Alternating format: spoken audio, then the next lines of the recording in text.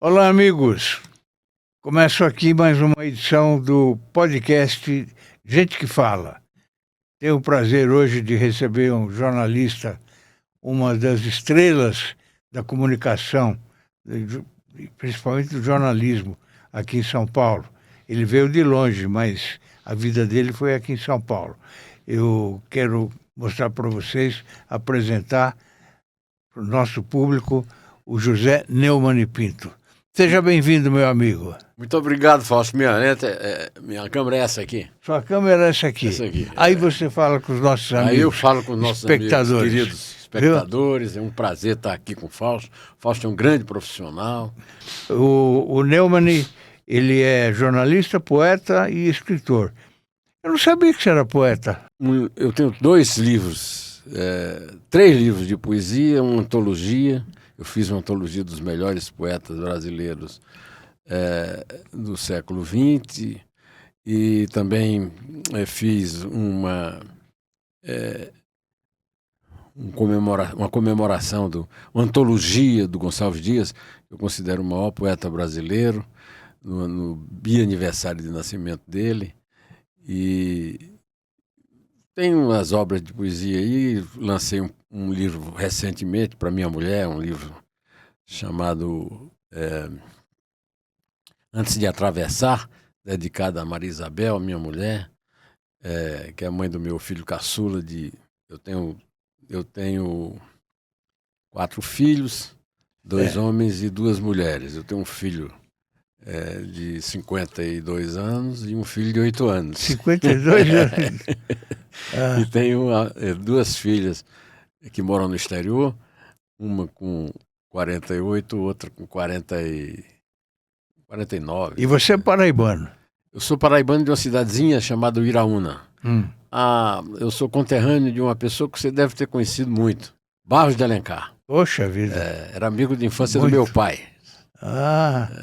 Conheci bastante o Barros de Alencar.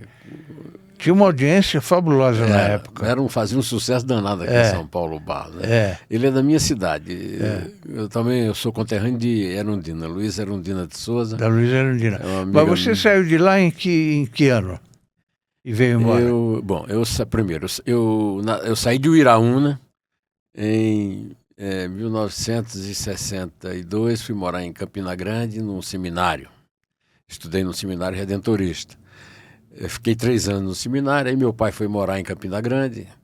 Eu fiquei com meu pai, mas meu pai voltou para disputar uma eleição em Uiraúna e eu fiquei em Campina Grande na casa de um tio. Depois vim morar no Rio em 69. Para São Paulo eu vim em 70. Você tem irmãos? Eu tenho 5 irmãos vivos e um irmão que infelizmente eu perdi. Sim. Eu sou irmão, por exemplo, do Anchieta Filho, que foi, na minha opinião, o melhor repórter de rádio de São Paulo. Fez muito sucesso na Jovem Pan. Na Pan. Hoje está aposentado, mas ainda continua sendo um brilhante repórter. Tenho outro irmão, também esse que morreu, era médico, e tem um irmão médico que está atuando aí. E tenho 2 irmãos solteiros que moram aqui em São Paulo. E um irmão que mora em Salvador, é engenheiro aposentado da Odebrecht. Na Paraíba você não tem mais ninguém, então? Na Paraíba eu tenho muitos parentes, assim, tios, primos, tal, mas irmão não. Eu não tenho mais nenhum irmão lá na Paraíba. Seu pai foi prefeito lá de Uiraúna? Não, meu pai foi vice-prefeito. É uma história bem típica da política brasileira. Meu pai era candidato a prefeito e abriu mão a pedido de João Agripino, que era o líder político dele, para um amigo, inclusive, que tinha trabalhado com ele. O amigo, sob o compromisso de cumprir 2 anos do mandato na prefeitura. O sonho do meu pai era ser prefeito de Uiraúna. Ele não queria nem ser presidente do Brasil. Mas na hora H, evidentemente, quem é que ia dar cumpriu? Aí o João Agripino, que se sentia responsável por ele, resolveu a vida do meu pai, porque, na verdade, muito melhor do que ser prefeito de Uiraúna foi o emprego que João Agripino arrumou para ele. Meu pai foi um brilhante agente fiscal e chegou hoje não há mais coletorias, né? Meu pai chegou a ser coletor da maior coletoria da Paraíba. Eu não vi mais falar nisso. Não tem mais coletor de impostos. Coletor. Hoje coletor é outra coisa. Tem outra denominação lá. Então. Mas meu pai foi coletor, aposentou-se com 58 anos e morreu com 59. Meu pai morreu muito precoce, morreu num erro médico. O médico dele estava tratando uma dor de barriga, ele estava tendo um infarto. Ele morreu do infarto, né? Em que ano foi isso? Do coração. Isso, meu pai tinha 50... Foi no fim do século passado, né? Sim. Perdi meu pai, recentemente perdi minha mãe. Minha mãe morreu com 92 anos. Sim. Mas depois de receber o maior castigo que ela podia receber, que foi ter Alzheimer. Porque minha mãe foi a pessoa com mais fantástica memória que eu conheci na minha vida, né? Sim. Nós morávamos em Uiraúna. Uiraúna era uma cidade muito quente, no sertão, né? Perto de Sousa, perto de Cajazeiras. Não. Era a última cidade da Paraíba. Hoje já tem uma cidade chamada Joca Claudino que fica separando Uiraúna do Ceará, mas ficar limítrofe com o Ceará e com o Rio Grande do Norte. Eu, por exemplo, sou meio potiguar. Eu sou meio... Porque é o seguinte, o meu avô paterno era paraibano. Minha avó paterna era potiguar. Meu avô materno, potiguar. Minha avó materna, paraibana. Meu pai, paraibano, minha mãe, potiguar. Aliás, minha mãe nasceu numa casa que era no limite da Paraíba com o Rio Grande do Norte. Sim. E a minha mãe nasceu no quarto que ficava do território do Rio Grande do Norte. Então eu me sinto meio potiguar, meio paraibano. Sou conterrâneo de Luiz Erundina. Luiz Erundina me pegou nos braços. Luiz Erundina era amiga da minha mãe. Ela está firme aí. Firmaça. Tá firme. Firmaça, é uma pessoa que eu admiro muito. Eu sei que você gosta muito dela. Eu também gosto. Sou fã dela. Você começou até porque é honesta, né? Hein? Até porque é uma verdadeira... Uma pessoa completamente fora do esquadro, porque política honesta. Ela é fora da curva. É fora da curva. Você começou a sua carreira no jornalismo em 68. Né? Eu comecei como crítico de cinema e repórter de polícia, do Diário de Borborema de Campina Grande. Na verdade, eu comecei no rádio. Lá? Na Rádio Caturité, que era a rádio da Arquidiocese, lá de Campina Grande. Olha você aí. Que é uma cidade que eu adoro, olha aqui. E essa história do Diário de Borborema de Campina Grande? Eu comecei, na verdade, assim. Eu era presidente do Cine... Eu tinha 14 anos e era presidente do Cineclube Glauber Rocha de Campina Grande. Sim. E eu tinha um rapaz que fazia um programa na Rádio Caturité, e esse rapaz era funcionário do Banco do Brasil, foi transferido e deu ao Cineclube, que eu presidia, o lugar dele na Rádio Caturité, num programa chamado Sétima Arte. E eu fui fazer com a minha noiva na época, Regina Selle, e o programa e mais o pessoal lá do Cineclube. E pouco assim, tipo um mês depois e tal, eu também fui encarregado como presidente do Cineclube. Então eu fazia esse programa na Rádio Caturité, foi meu primeiro emprego em meio de comunicação, e depois eu comecei no Diário da Borborema como crítico de cinema, porque eu era presidente do Cineclube, e o Cineclube tinha o encargo de escolher os filmes de uma sessão que era das quartas-feiras no Cine Capitólio de Campina Grande, uma sessão sobre crítica de filmes, cinema de arte. Sei. Então o dono do cinema me dava uma lista e eu escolhia, como presidente do Cineclube, eu escolhia o filme que podia passar sobre essa... E você era novíssimo, né? Eu tinha 14 anos. 14 anos. Então, aí eu tive a oportunidade, assim, inclusive, por exemplo, de ver filme com censura de 18 anos. Por exemplo, vi Deus e o Diabo na Terra do Sol, do Glauber Rocha, vi 8,5 de Fellini, nessa condição. Que experiência feliz, né? E aí eu comecei, eu escrevia... eu tinha um compromisso lá no meu Cineclube, né, de escrever uma crítica apresentando o filme, por que eu escolhi aquele filme como um filme de arte. Sei. E foi assim que eu comecei no jornal. Sei. Aí lá no jornal, eu me deparei com o Luiz Aguiar, que era o diretor do jornal, e que era de uma cidade chamada Aroeiras, de quem eu tinha muitos amigos que eu fiz no Seminário Redentorista, lá em Campina Grande, né? E então esse Luiz Aguiar me levou para o Diário da Borborema. E aí comecei em jornal no Diário da Borborema, ainda na época que não era preciso se ter diploma de jornalista, né? Eu sou jornalista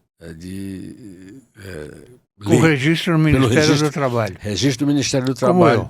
Como eu. Porque eu tive preguiça de fazer vestibular e tal, então eu concluí o científico, eu estava pensando em ser geólogo, então concluí o científico no Diário no Estadão, no Estadual da Prata, o famoso estadual, colégio estadual, onde estudou toda a elite intelectual lá de Campina Grande. Ronaldo Cunha Lima estudou lá, foi um governador, né, da Paraíba, e eu estudei lá no estadual.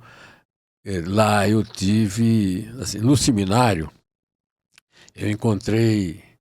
eu tive a sorte de me deparar com um padre holandês, eram redentoristas holandeses, um padre holandês chamado Padre Bernardo, que me ensinou tudo sobre lógica.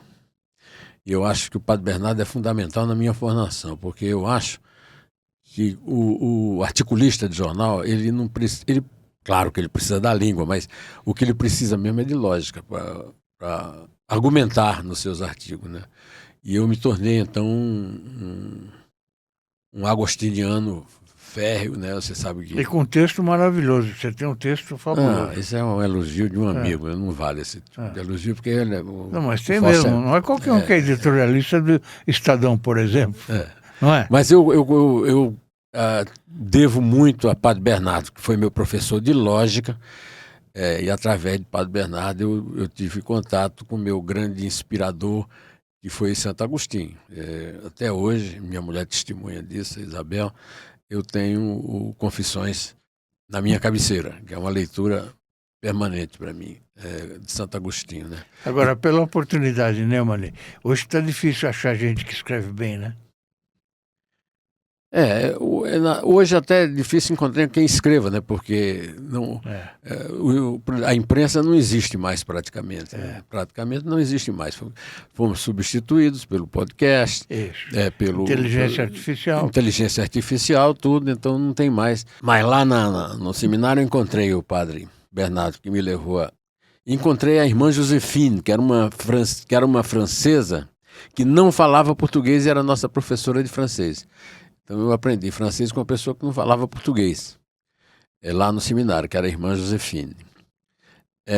Depois eu fui para o científico lá do Estadual da Prata, e no científico eu me deparei com as minhas duas mestras, a que hoje reverencio. Uma delas está viva lá em João Pessoa, a queridíssima mestra minha lá professora de português no meu primeiro ano científico, né? E a outra se tornou grande especialista em cordel, morreu muito jovem. Essas duas professoras, a Maria Argentina Brasileiro, essa que eu falei que era professora de português no primeiro ano científico, e a outra se tornou uma famosíssima especialista em cordel e tal. Então são pessoas que são fundamentais na minha formação, e até hoje eu devo muito a Agostinho, que está ali na minha cabeça. Por que seminário? Você pretendia ser padre? Primeiro eu pretendia sair do sertão. Sim. Passou pelo Iraúna um padre jesuíta, que tentou me seduzir e me levar para um seminário jesuíta que tinha no Ceará, na serra lá do Araripe, lá no Ceará. Mas minha mãe achou que era muito longe e tal, então eu terminei indo para o Seminário Redentorista de Campina Grande. Eles exploravam lá, e lá em Campina Grande eles administravam uma paróquia, uma capelinha lá em Bodocongó, que era o bairro que tinha o seminário. O seminário não existe mais, ele foi extinto, substituído por uma escola técnica, muito competente, escola técnica, e depois fechou. E os padres, quase todos os meus professores eram holandeses, mas eu não aprendi holandês, eu aprendi francês com a irmã Josefine e aprendi lógica, lendo principalmente Agostinho, mas também São Tomás de Aquino, tal, os mestres da lógica, e principalmente Aristóteles, que é o pai da lógica, né? Você se arrepende de não ter seguido sacerdócio? Não. Não. Não, em primeiro lugar, eu tive uma experiência muito negativa no seminário. O meu pai era um sujeito muito crédulo, muito católico e tal, e meu pai aceitou um acordo com o diretor, que era o único padre brasileiro, né, que tinha no seminário. Todos os outros eram holandeses. E o padre, eu concorri num concurso lá do estado da Paraíba e ganhei gratuito, né? Gratuidade. Eu sou de uma cidade, o Iraúna é uma cidade de padres. Sim. É uma cidade que tem padres e músicos, né? Posteriormente trabalhou no jornal Folha de São Paulo. Primeiro eu trabalhei no primeiro jornal que eu trabalhei na Folha. Sim. Né? Folha de São Paulo. Como é que eu fui para a Folha? Eu tenho uma história ótima disso aí, viu, Fausto? Sim. Então conte. Que é o seguinte, tinha um amigo meu de infância chamado Arnaldo Xavier, que era do bairro de Santo Antônio, Campina Grande, era negro, e grande amigo meu, era da nossa turma mesmo, que morava em São Paulo, tinha passado por Brasília, e em Brasília ele conheceu um enorme poeta que, se eu não me engano, ainda é vivo, e se for, tem mais de 100 anos, chamado Ézio Pires. Sim. Ézio Pires tinha um amigo chamado Euríclides Formiga. Esse amigo dele era paraibano e tinha sido muito amigo do Ronaldo e de outros na cachaça lá em João Pessoa, e arrumou um emprego público da seguinte forma. Esse meu amigo Euríclides Formiga, ele tinha uma magia, que era o seguinte: ele decorava tudo. E um dia um amigo muito querido dele, o Geraldo Carneiro, pai do Geraldinho Carneiro, que é membro da Academia Brasileira de Letras, era muito ligado ao Juscelino. Juscelino, governador de Minas, candidato a presidente da República, vai fazer um comício em Goiânia, e de brincadeira, o Formiga, o Geraldo Carneiro, pai do Geraldinho, levou o Formiga e botou do lado do Juscelino no jantar. E quando o Juscelino deu uma folguinha, ele disse: governador, o seu discurso foi maravilhoso, pena que não tenha sido escrito pelo senhor. Aí o Juscelino tomou um espanto, assim, como eu fiz o discurso. Não é verdade, porque quem fazia, na verdade, era um escritor, Sim. Né? É normal isso, né? É normal, pois é, mas o caso do Formiga foi diferente, né? Aí o Formiga: não, presidente, governador, estou brincando, eu decorei o seu discurso. E o Juscelino, evidentemente, não acreditou. Aí ele disse o discurso do Juscelino inteirinho, decorado. O Juscelino ficou espantadíssimo. Mas não é possível. Que coisa, que fenômeno, né? Ele disse assim: mas se o senhor achar que eu posso fazer uma coisa mais engraçada, eu vou dizer ao contrário. Aí disse o discurso ao contrário.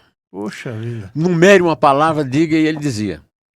Aí o Juscelino arrumou um emprego para ele na Justiça Federal. E ele era o chefe do escritório da Justiça Federal em São Paulo. Ficava na esquina da Rua do Aroche com a Praça da República.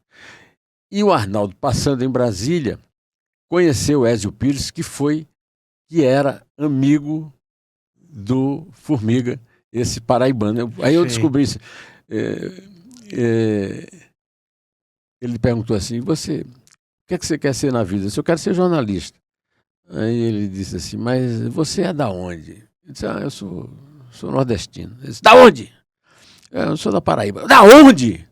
Eu sou do Iraúna. Ele disse assim, o Iraúna tinha...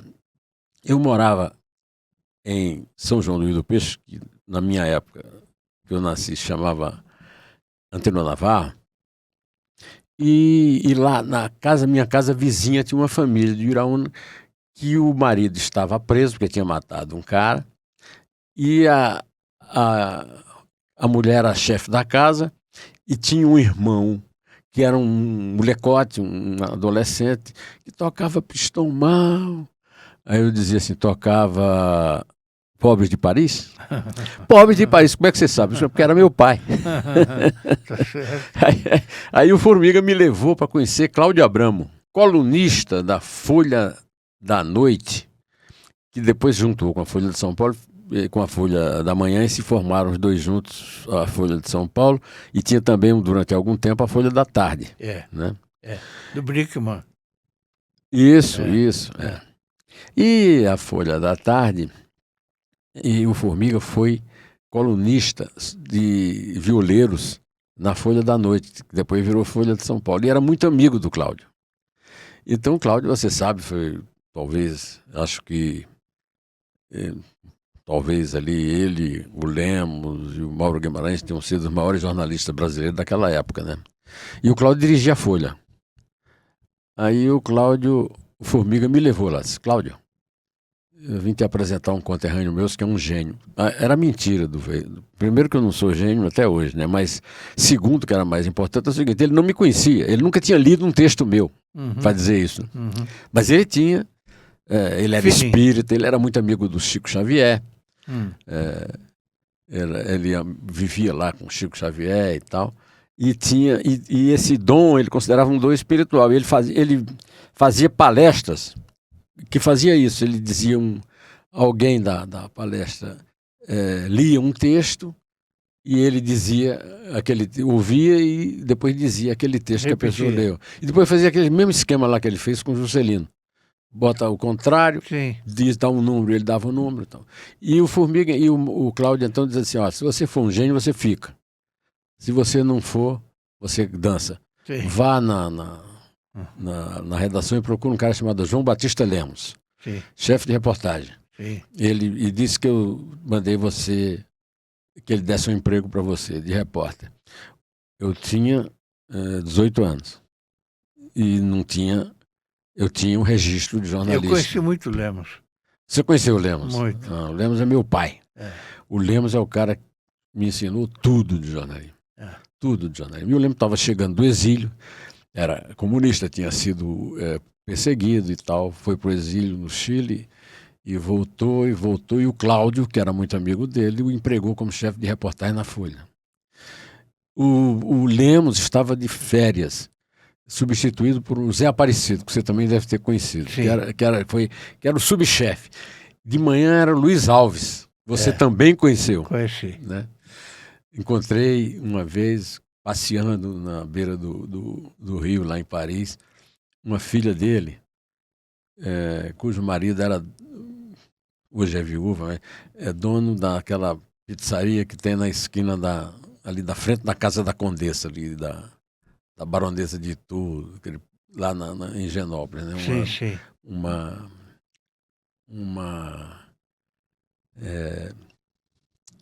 É perto de onde você mora. Pizzaria, um quarteirão de onde eu moro. Né? Pois bem, aí Cláudio virou assim para mim e disse assim, se você for gênio, você fica. Se não for, você vai romper uma amizade que eu tenho de muitos anos com o Formiga, porque eu estou confiando nele. Diga ao Lemos, mas o Lemos, como eu te disse, estava de férias, foi Aparecido, e ele vai te empregar. Você vai ser repórter da Folha. Bom, fui lá falar com o Zé Aparecido. Zé Aparecido chamou outros que você conheceu muito. Adilson Laranjeira. Adilson. E aí o Adilson disse assim, Adilson, faz aí uma...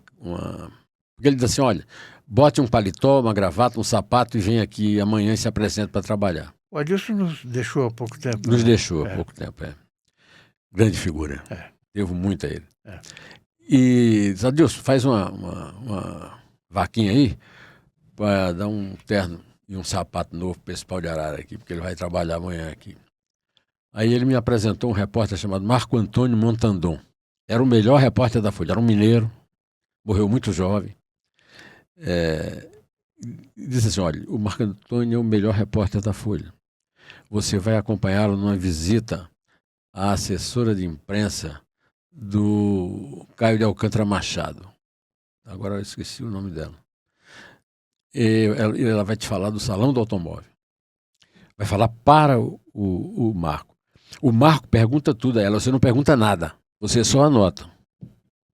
Quando você vier, a gente acerta. Bom, eu fui, ouvi o que a mulher falou, anotei, cheguei na Folha, escrevi. Ele disse, escreva tudo, não converse com o Montandon, não pergunte nada a ele. Aí eu escrevi uma reportagem, entreguei para ele, fui para casa. No dia seguinte, quando eu vejo o jornal, não estava o texto do Montandon, estava o meu. E eu estava empregado. Poxa vida. Foi assim que eu comecei na... Olha que coisa, hein? Formiga morreu muito jovem. Você conheceu? Você mostrou competência logo de cara, né? Quer dizer, não, eu mostrei que fui um bom aluno de Maria Argentina. Em 76, você recebeu o Prêmio ESSO de Jornalismo Econômico pela série Perfil do Operário, hoje. Eu, em 76... O Prêmio ESSO não era para qualquer um. Né? Não era, não. Hoje não tem mais, não existe mais o Prêmio né? ESSO. Acabou a imprensa, acabou o Prêmio ESSO. Infelizmente. Foi o seguinte, o Mauro Guimarães, que é outro pai meu no jornalismo, né? O Mauro era diretor da sucursal do Jornal do Brasil em São Paulo. E levou o Lemos, que era o chefe da reportagem da Folha, né, para o Jornal do Brasil, para chefiar a redação da sucursal, né, que ficava naquele prédio do afrancesado que tem ali de frente à Galeria Metrópole, né, do lado do hotel, lá na São Luís. Sim. E lá era o sucursal. Aí tinha uma escadinha assim, né, e a redação era no subsolo, e nós apelidamos de o útero da Condessa. e ali eu comecei no Jornal do Brasil, e no Jornal do Brasil, depois o Mauro foi ser o Mauro foi ser vice-presidente do Jornal do Brasil, levou o Lemos para ser o chefe da sucursal do Jornal do Brasil em Brasília, e o Lemos com o compromisso de que eu ia ficar em São Paulo, eu não ia com o Lemos para Brasília. O Lemos foi para Brasília, chefiou a sucursal. De Brasília, o Mauro foi para o Rio, ser diretor do Jornal do Brasil, Walter passou a vice-presidente, e o Lemos passou a ser o redator-chefe, e eu comecei como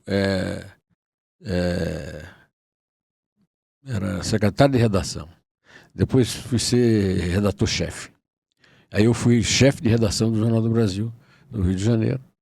Voltei para a sucursal de São Paulo, e de São Paulo eu fui convidado pelo Miguel Jorge, que era o editor-chefe do Estadão, para ser... Que depois foi ministro.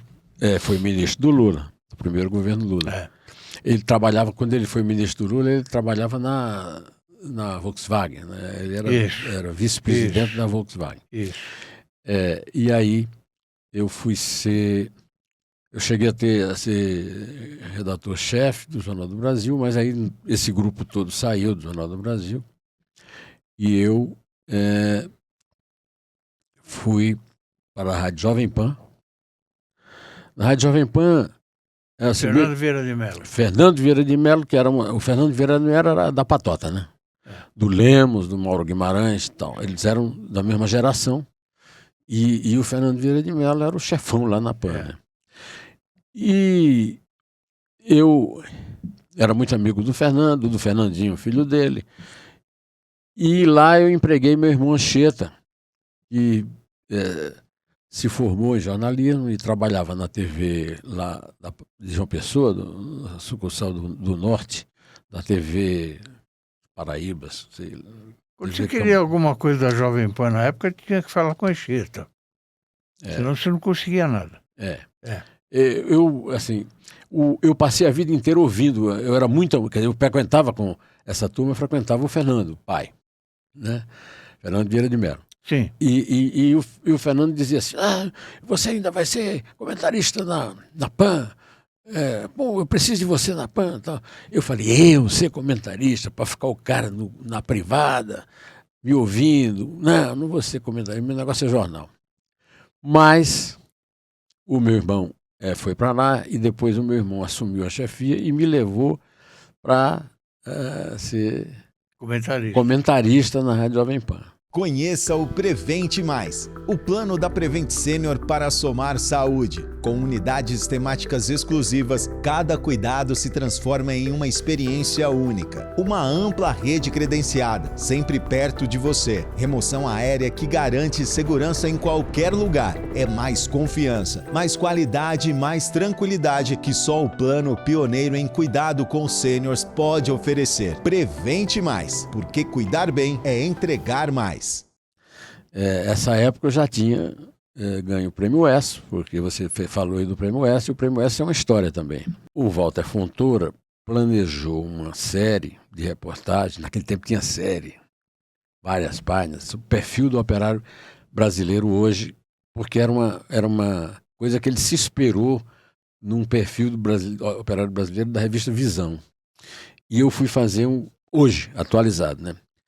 E ali eu conheci, eu ouvia, era ditadura, né? Ditadura militar, e eu ouvi, nós reuníamos grandes grupos nos sindicatos de operário, mas para o operário falar sobre tudo, sonho da vida, paixão, porquê, futebol, qual era o time, tudo. E eu não identificava as pessoas que eu entrevistava, porque eram todas sindicalistas na ditadura. Mas escolhi 5 deles, de várias categorias profissionais, para fazer um perfil humano, sem falar em ideologia nem nada, né? E o presidente do Sindicato dos Metalúrgicos estava acabando de assumir, era o Luiz Inácio Lula da Silva, que entrava no lugar do Paulo Vidal, que é o grande professor do Lula, que o Lula nunca reconheceu, porque o Paulo tinha muito caráter e ele nunca teve, né? E ele foi, o Lula foi um dos meus perfilados, e bom, e nesse tempo, o chefe da redação do Jornal do Brasil era o Paulo Henrique Amorim, que é um brilhante jornalista. Sim. E que nunca foi reconhecido, mas na verdade o Paulo Henrique Amorim, de quem pessoalmente eu não gostava, mas reconhecia nele um grande jornalista, o Paulo Henrique Amorim é quem inventou o Lula. Por quê? Porque o Paulo Henrique Amorim publicou essa série e, sobretudo, uma coisa da maior importância, Fausto, que era o seguinte: naquele tempo, quem tinha notícia de sindicato era Notícias Populares. José, não me lembro de que era o colunista sindical. Ele só escrevia sobre o sindicato, publicava no NP, que era do Frias e do Caldeira. A Folha ficava na Barão de Limeira e no prédio do lado tinha a Última Hora, que era do Frias e do Caldeira, e Notícias Populares, que era dirigido por um francês muito famoso pelos títulos, né, que ele dava às matérias. Por exemplo, aqueles famosos cachorro saía sangue.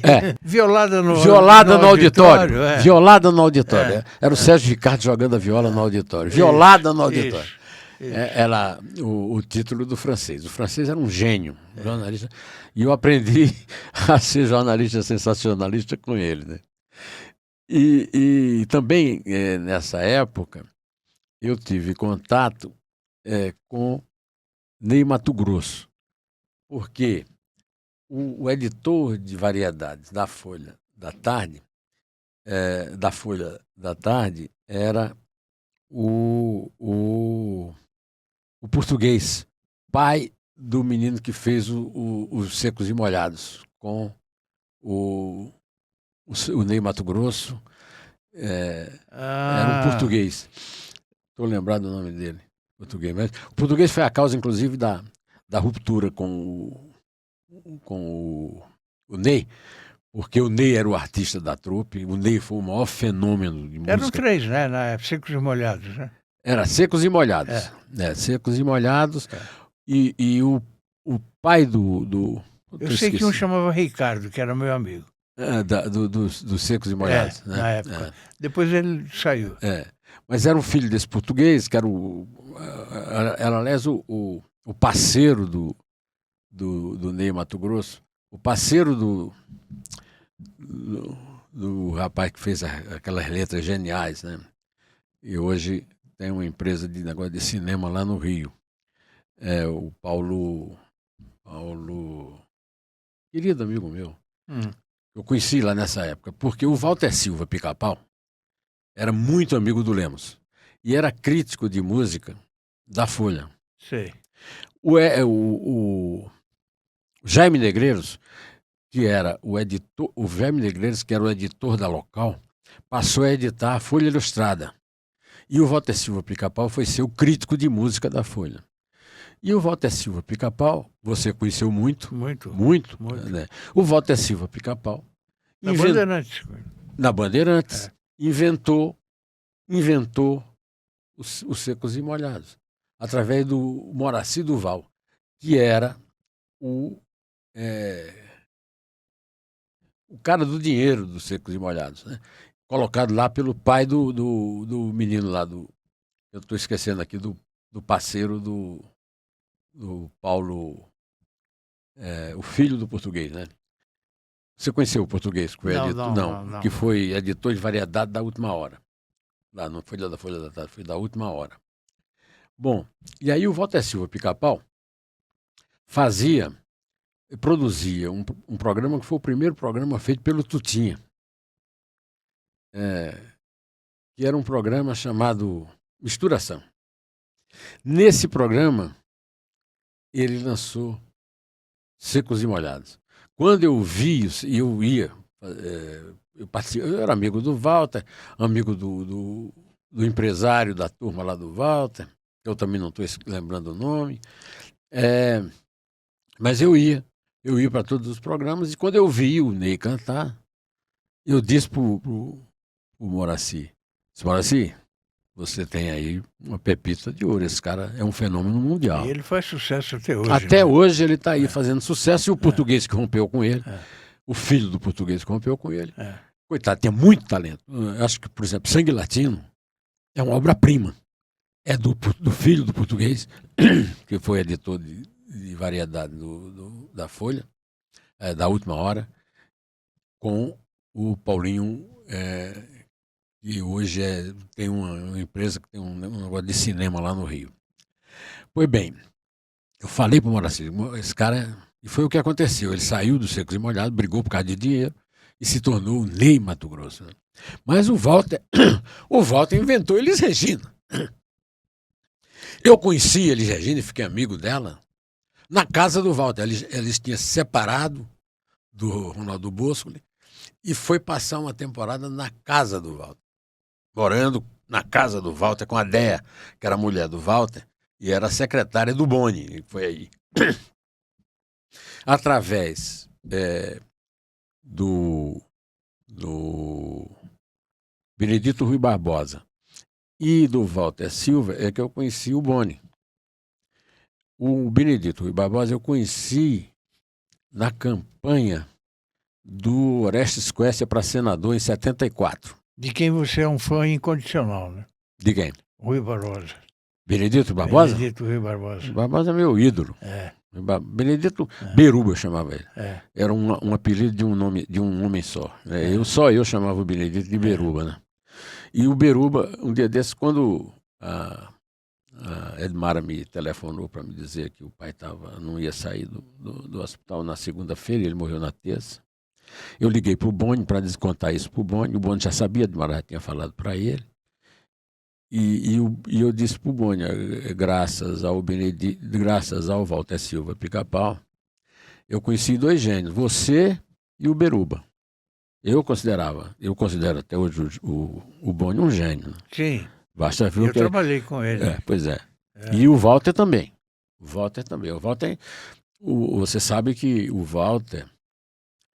Como é que o Walter descobriu a Elis?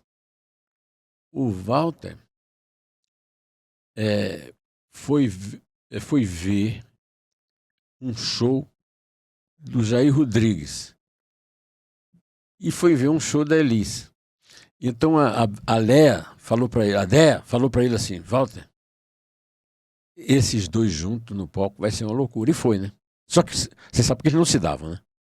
Elis e Jair não eram amigos de infância, ao contrário. Mas se você fosse ver um show deles, ideia da Déia passada para o Walter e do Walter para eles, foi até hoje o disco de maior vendagem da música popular brasileira é Dois na Bossa, Elis e Jair.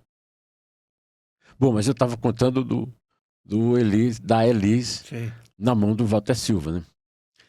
E a Elis então conheceu o César Camargo Mariano, tem 2 filhos com ele. Um, inclusive, é cantora, mas não teve assim, o mesmo talento da mãe, mas a Elis, segundo o testemunho cabal de Tom Jobim, fez uma das 5 maiores gravações de todos os tempos, que é a música do Tom, com Tom e Elis, né? Sim. Bom, então, a Elis casou com o Camargo Mariano, César Camargo Mariano, teve os filhos, depois teve aquela morte trágica dela. Elis era careta. Aí um dia se viciou em cocaína. E a cocaína matou a Elis.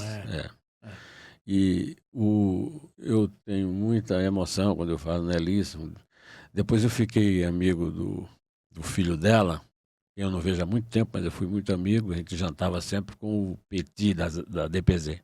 Uhum. E o Petit, que é um queridíssimo amigo meu,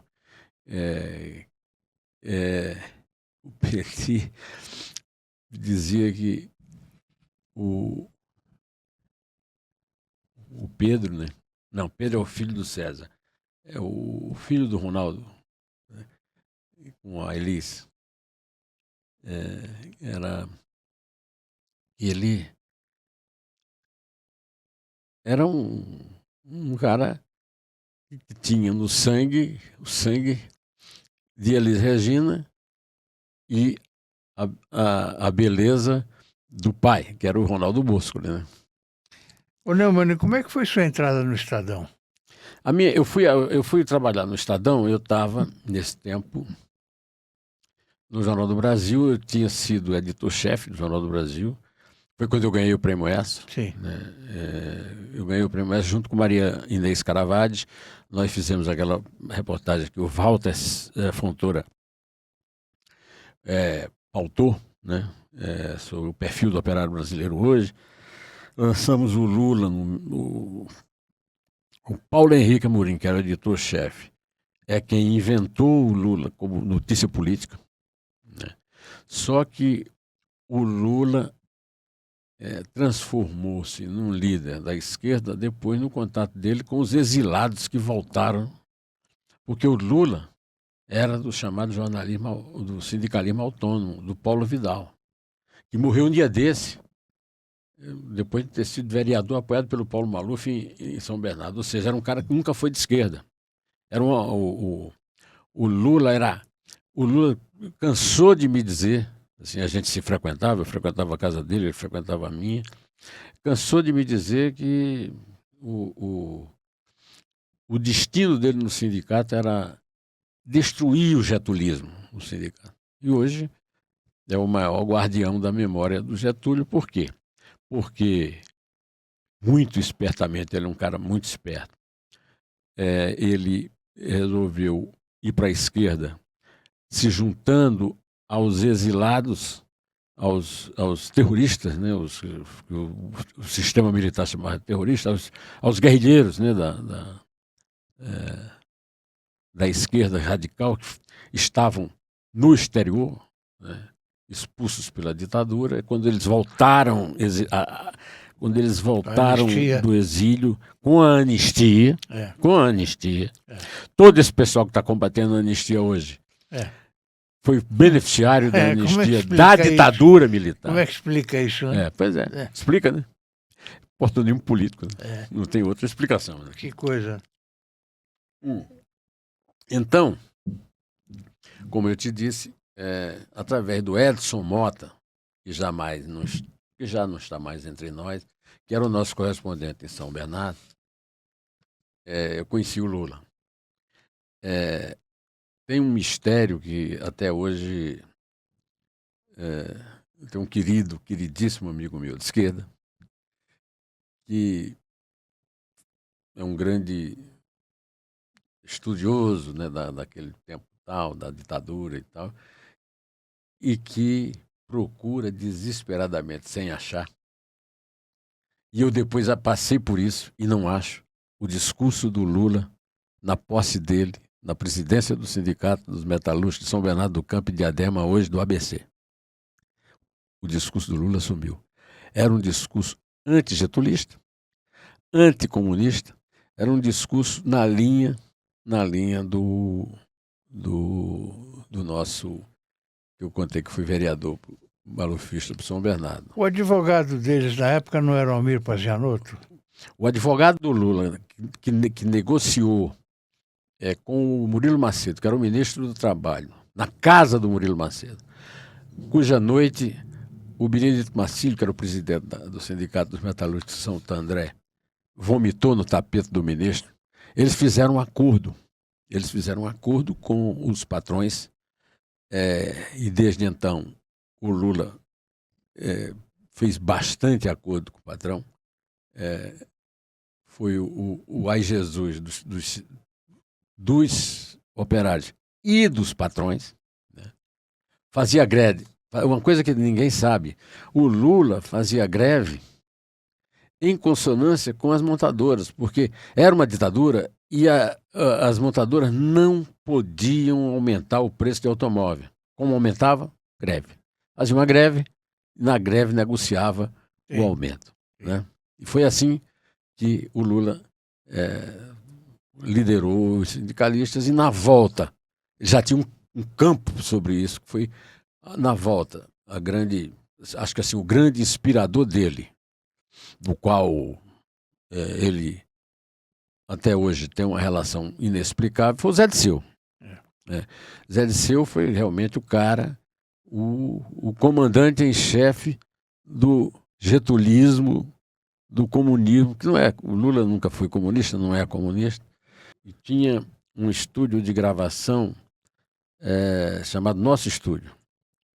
Ela e o Walter Santos, o marido dela. O Walter foi um grande compositor, ela era a letrista dele, e eles tinham um estúdio, e eu frequentava o estúdio com a fina flor, eu conheci lá Hermeto Pascoal. Neumann, em 96 até 2012, você foi editorialista do Jornal da Tarde. Me fala o que representou para você o fechamento do Jornal da Tarde. Veja bem, o fechamento do Jornal do Brasil, o fechamento do Jornal da Tarde. O Jornal da Tarde foi um grande... Assim, eu cheguei em São Paulo, então o sonho da minha vida era trabalhar no Jornal da Tarde, porque o Jornal da Tarde era o grande jornal do Murilinho, do Murilo Felisberto. E era um jornal revolucionário. Moderno. Moderníssimo, né? Era um jornal à frente do seu tempo. Tanto que não sobreviveu, né? Nem os Mesquita conseguiram aguentar ou pagar a conta lá do Jornal da Tarde, né? E no fim fecharam o Jornal da Tarde, né? O Jornal da Tarde, o Jornal do Brasil, que eu considerei o jornal mais importante do Brasil na época da Condessa Pereira Carneiro, né? Quando ela herda do Conde Pereira Carneiro, porque a Condessa era dama de pessoal do Conde Pereira Carneiro, era uma mulher de família muito ilustre lá do Maranhão, mas era uma pessoa de posses razoáveis. Ela ficou rica com a herança do marido, que era o Conde Ernesto Pereira. E o principal dessa herança era um jornalzinho que ele tinha, que era o Jornal do Brasil, que era um jornal de emprego, jornal para quem procurava emprego, um jornal de classificados, né? Sim. E ela transformou, levando para o jornal o grande diagramador mineiro, um grande artista plástico mineiro, também esqueci o nome, que foi o que fez o desenho revolucionário do Jornal do Brasil, né? Antes do Jornal da Tarde. O Jornal do Brasil foi um jornal revolucionário do ponto de vista visual, né? A limpeza e me lembro muito do que eu cheguei lá pela mão do Murilo Felisberto, que era um gênio, né, da diagramação do jornal. Porque a gente dava valor à diagramação, né? É. Tão importante. Isso, o próprio jornal. Primeiro foi o Jornal do Brasil, da Condessa, que revolucionou tudo, né? Com a coisa assim, não se fala mais hoje, porque ninguém mais nem lê jornal hoje, né? Mas nesse tempo o jornal tinha que ter fio. Os fios separavam as colunas do jornal, senão ninguém conseguia ler, né? Sim. E o Murilinho, o cara lá do Jornal do Brasil, o mineiro, o grande artista plástico mineiro, escultor e tal, que tirou os fios do jornal. O Jornal do Brasil foi o primeiro jornal sem fio do mundo, né? Era um espaço em branco. O branco também se lê. O que não está impresso também é lido. Ô, Neumann, a gente está chegando quase ao final do programa. Mas eu queria saber de você, a gente está no ano eleitoral. Qual é a sua opinião sobre as próximas eleições? O que vai acontecer com o nosso país? Bom, se a eleição for realmente livre, mas eu ainda não vi nada que pudesse me indicar que eu venha poder acreditar no Brasil. Que esse é o momento em que eu deixe de ver notícias como essa notícia da proibição do Flávio Bolsonaro de visitar o pai. E agora, no meu site no YouTube, hoje eu estou publicando uma fala? Uma fala dizendo o seguinte, que o Bolsonaro proibiu a Ordem dos Advogados do Brasil, que é um dos mais silenciosos e mais covardes, das mais covardes entidades de história e liberdade de imprensa no Brasil. Está reclamando que quando ele proibiu o Flávio Bolsonaro de visitar o Jair, ele não estava proibindo só o filho primogênito de visitar o pai. Ele estava proibindo o advogado conversar com o cliente. O Flávio é advogado do Jair. Que simplesmente cobrou o fato de que o advogado não está podendo conversar com o cliente, que é o princípio fundamental da democracia, que foi a grande luta dos que dizem que derrubaram a ditadura. Meu amigo, infelizmente chegamos no final do programa. Eu fiquei com metade aqui da pauta para conversar com você. Portanto, você vai ter que ir lá para frente e voltar aqui para a gente continuar conversando. O dia que você quiser. Tá bem? Muito obrigado pela sua presença. Eu que agradeço estar aqui. Foi uma honra. É uma honra reencontrar você, assim, nesse papo maravilhoso que a gente teve. Muito obrigado, viu? Ao amigo espectador, aqui ficam os meus agradecimentos pela audiência. Muito obrigado. Até a próxima, se Deus quiser. Bye, bye.